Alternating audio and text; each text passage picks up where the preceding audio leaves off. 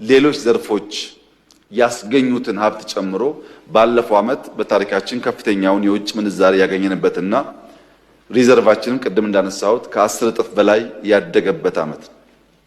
ይሄ የሚጨበጥ የሚዳሰስ የሚታይ እድገት ነው። እንደ ከዚህ ቀደሙ ያለ የቁጥር እድገት አይደለም።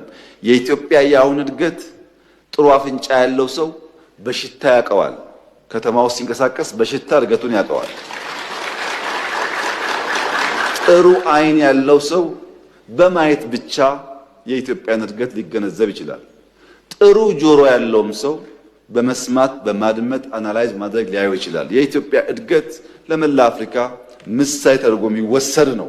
ይሄ ምንም የሚያጠራጥር ጉዳይ ስላልሆነ ወይ አይናችሁን ወይ ጆሮአችሁን ወይ አፍንጫችሁን መጠቀም ብቻ ነው፣ ይታያል ማለት ነው።